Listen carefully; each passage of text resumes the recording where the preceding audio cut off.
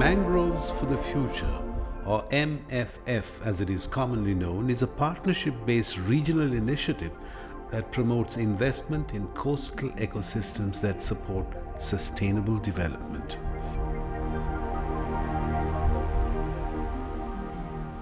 It is currently being implemented in Bangladesh, India, Indonesia, the Maldives, Pakistan, Seychelles, Sri Lanka, Thailand, and Vietnam through national secretariats. The Regional Steering Committee provides overall direction and guidance to the initiative, and the NCB, National Coordination Bodies, provides national level direction and coordination. IUCN Sri Lanka Country Office functions as the National Secretariat in Sri Lanka, and the NCB, or the National Steering Committee, NSC, as it is known in Sri Lanka, is chaired by the Ministry of Environment and Renewable Energy. MFF, Small Grants Facility, SGF, is a window for financing sustainable local level initiatives in the coastal areas through small grants.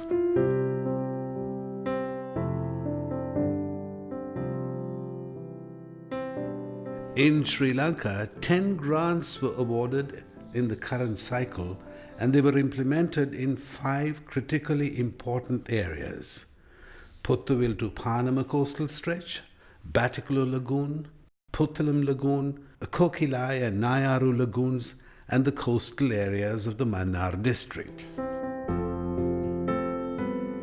Based on their approach, these projects could be categorized under 3 thematic areas: research, ecosystem restoration, and livelihood enhancement.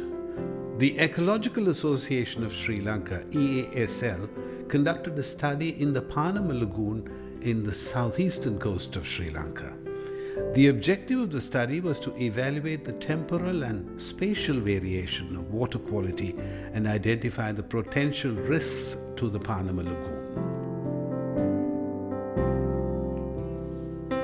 Detailed information on water quality of the lagoon was gathered by measuring water quality and analysis of hydrological information. It was found that the water quality in the lagoon is highly dependent on existing weather conditions, and that the salinity of the lagoon is very low, indicating minimum effect of the seawater on the lagoon. Considering the importance of the research, this small grants project managed to secure additional funding from the Linköping University of Sweden for further research. Another project, also implemented by the Ecological Association of Sri Lanka, aimed to gather baseline information on the mangroves associated with lagoons in the Panama to Puttuvil stretch. Surveys of mangrove communities using belt transects were carried out in the Godaoya estuary in Kudakalli, Hadaoya estuary in Sahastrawala, Ragamwala Creek, and the Puttuvil Lagoon. Maps showing the distribution of mangroves in these sites were prepared and the extents of mangroves calculated. These factors were also recorded. A detailed study of the food fish species caught and fishing methods used in the Puttuvil Lagoon was also carried out.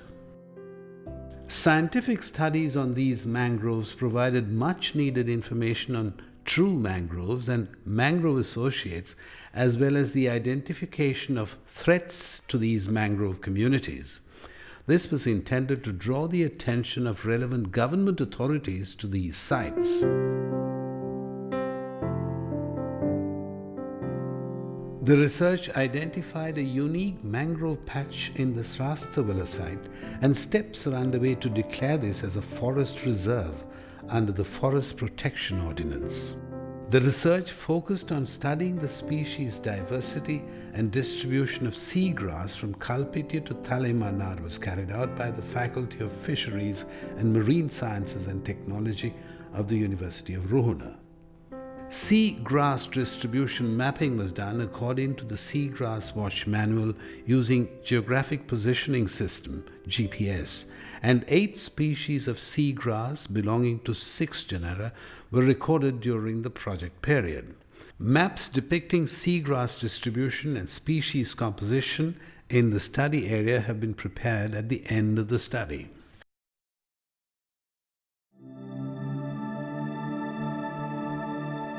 Kandakkulya is a coastal village in the Kalpitiya Peninsula. This area is frequently subjected to wind and sea erosion, resulting in the reduction of the width of the coastal belt. The fisher community who live here face many problems because of these changes. In response, the Kandakkulya North Semuthu Fisheries Cooperative Society implemented a project to plant pandanus trees in the coastal belt with the hope of reducing wind erosion and adding to the area's natural beauty, which attracts tourists. 600 pandanus plants were planted and 2 awareness programs conducted for the fisher folk and government officials about the impact of wind erosion.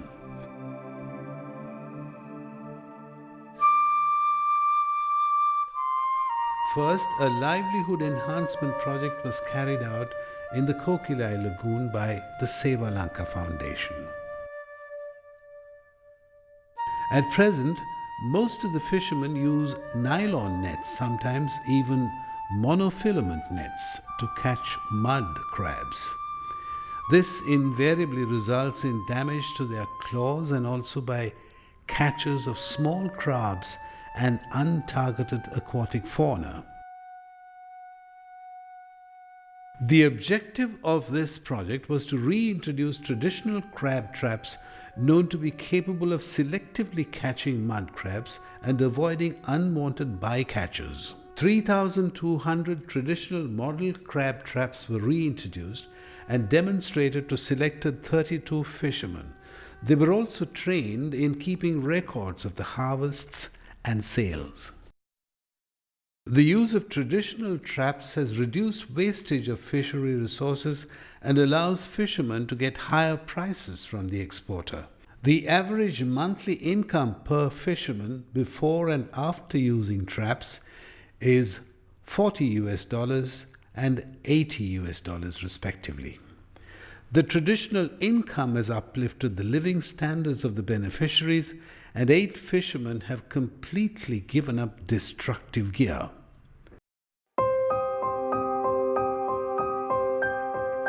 The Wilpot, the Women's Savings Effort, WWSC, implemented the project in Puttalam, targeting the women of Nagulelia. Nagulelia is a village in the Anavilundava GN division in Arachikattua. The village has 20 fisher families and most engage in lagoon fishing as they cannot afford to invest in fishing gear needed for sea fishing. The project focused on building people's economic power by promoting income generation activities and formation of a community-based organization. New income generation activities such as dressmaking, fabric painting, dry fish production, home gardening, and coconut growing were introduced to the women of the village. In addition, selected beneficiaries were trained in household accounting and mangrove protection. The next project was carried out by the Marine and Coastal Resources Conservation Foundation, MCRCF, in Kalpitiya. Many families in Kalpitiya are heavily dependent on coastal resources for their livelihood. In a former MFF SGF project, the Marine and Coastal Resources Management Foundation successfully introduced an aloe vera beverage to Kalpitiya town. A tricycle was used to make retail sales within the town. The current project, implemented by the MCRCF, expanded the marketing area beyond the Kalpitiya town by using an improved motorized mobile selling unit. The processing unit was also improved, and the beverage was popularized through posters and brochures to ensure a higher income for the aloe vera cultivators in Kalpitiya. Daily production of aloe vera beverage has expanded from 20 to 40 liters. The Green Movement of Sri Lanka implemented a project in Panama to introduce a preservation mechanism for excess harvest to 30 women beneficiaries. 2 batches of women were trained in the production of high-quality dehydrated fish products. They were provided with equipment for processing and dehydrating fish and received training on operating and maintaining the equipment. The monthly income of a member from this new venture ranges from $50 to $75. Working directly and through partners, the IUCN continues to improve the lives and livelihood of fisher communities throughout Sri Lanka, and this is having a lasting impact on the preservation of coastal ecosystems.